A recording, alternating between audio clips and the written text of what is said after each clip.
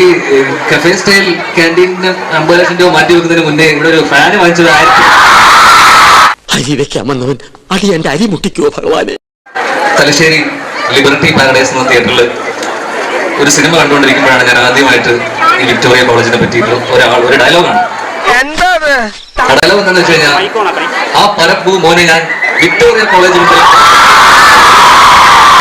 Flash back.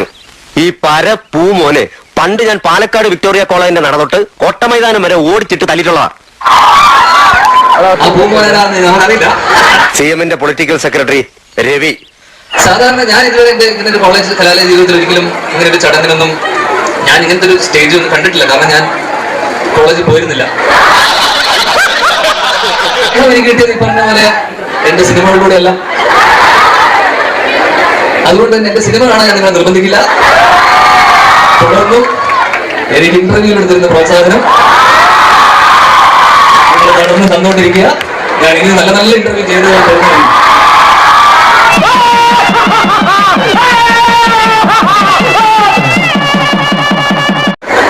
ഞാൻ ജനിച്ച മുതൽ ഞാൻ പാലക്കാട് നമ്മൾ ചെന്നൈയിലൊക്കെ ബൈ റോഡ് വഴി പോകുന്ന സമയത്ത് തൃശ്ശൂർ കഴിഞ്ഞ് വടക്കാഞ്ചേരി കഴിഞ്ഞ് പാലക്കാട് എത്തി കഴിഞ്ഞ് വലിയ ഫ്ലക്സ് കിടക്കണ്ടാവും KSU യൂത്ത് കോൺഗ്രസിന്റെ ഒക്കെ. അപ്പൊ ഞാൻ അച്ഛനോട് ചോദിച്ചു, എന്തൊക്കെ ചെറുപ്പം 4ാം ക്ലാസ്സിൽ 3ാം ക്ലാസ്സിൽ പഠിക്കും.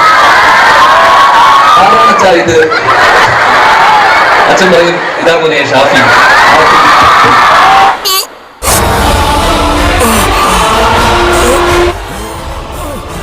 പുള്ളി 3ാം ക്ലാസ്സിൽ പഠിക്കുമ്പോൾ ഞാൻ ജനിച്ചിട്ടില്ല. അതെ അതെ അതെ അതെ അതെ.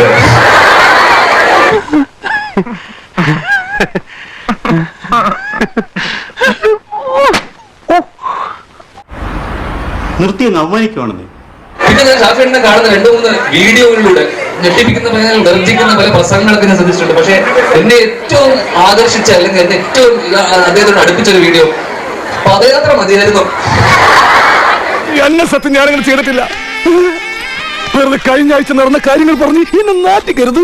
അറിയാത്തോണ്ടാണ് ചിരിക്കാതെ ഞാൻ എക്സ്പ്ലെയിൻ ചെയ്തത്. ഞങ്ങള് ഒരു സൈക്കിൾ റാലി നടത്തിക്കൊണ്ടിരിക്കുകയായിരുന്നു. അപ്പൊ ഇതിങ്ങനെ 100 ചില്ലറ കിലോമീറ്റർ ഉണ്ട്. ഇതിങ്ങനെ ഒരു കയറ്റം ഇങ്ങനെ ഭയങ്കരമായിട്ട് കയറാം. സൈക്കിളിൽ നിന്ന് ഇറങ്ങി ഉന്തി കയറ്റാൻ പറ്റില്ല. അപ്പൊ ഞാൻ ചവിട്ടിക്കൊണ്ടിരുന്നപ്പം ഞാൻ കൂടുതലോട് പറഞ്ഞു, എടാ പദയാത്ര തന്നെ മതിയായിരുന്നു. അത് കഴിഞ്ഞിട്ട് കേക്ക് പദയാത്ര തന്നെ മതിയായിരുന്നു. അപ്പൊ അവൻ പറഞ്ഞു, അണ്ണന്റെ തന്നെ ബുദ്ധിയാണല്ലോ, അണ്ണൻ ചവിട്ടിക്കോളൂ എന്ന് പറഞ്ഞു. എനക്ക് ബുദ്ധിയല്ലേ, നീ ബുദ്ധി വെച്ച് ആരോ മുമ്പിൽ നിന്ന് പറഞ്ഞ് ഇത് ലൈവാണ്, ഇത് പോയിക്കൊണ്ടിരിക്കുക. അപ്പൊ ഞാൻ അവനോട് കൈ കാണിച്ചു, അത് ഡിലീറ്റ് ചെയ്യണം, ലൈവാണെങ്കിൽ പോസ്റ്റ് ചെയ്ത് ഡിലീറ്റ് ചെയ്യാം. അപ്പൊ അവൻ എന്നോട് തംസപ്പ് ഒക്കെ കാണിച്ചു. ഡിലീറ്റ് ചെയ്തില്ലാന്ന് മാത്രമല്ല, ഞാൻ ഈ പറഞ്ഞതും കൂടെ അവൻ ലൈവായി പോയി. അപ്പൊ ആ വീഡിയോ പറ്റിയാണ് ഈ അണ്ണൻ പറയുന്നത്. ഈ പുള്ളി ഇതിന് വിളിച്ചു വരുത്തണ്ടായിരുന്നു. അതോടൊപ്പം അണ്ണന്റെ വേറൊരു വീഡിയോ ഉണ്ട്. സ്വന്തം എന്ന് പറയാൻ എന്റെ കയ്യിൽ ഇത് മാത്രമുള്ളടാ, ബോഡി ആയിട്ടെങ്കിലും ജീവിക്കാൻ അനുവദിക്കടാ. പക്ഷെ അത് ഈ പറഞ്ഞ പോലെ ഇങ്ങനത്തെ ഒരു സാധനമല്ല. എന്നെ ആർക്കോ തല്ലണം എന്ന് പറഞ്ഞോളൂ, അവനെ കൊണ്ട് വിളിക്കുക. അത് കണ്ടിരുന്നില്ലല്ലേ? പോലീസ് സ്റ്റേഷനിൽ വെച്ച് എടാ തെണ്ടി സുരേഷ്, നീ എനിക്കെതിരെ സാക്ഷി പറയുമല്ലടാ. ധൈര്യം ഉണ്ടെങ്കിൽ ഇറങ്ങി വരാ, ഇല്ലെങ്കിൽ ഞാൻ അങ്ങോട്ട് വരാടാ. നിങ്ങൾ പഴയ ഫ്രണ്ട്സാ, ഉറക്കം വന്നോട്ട് തോളിലിട്ടതാ. ഞാൻ പോകുന്നു. Bye bye.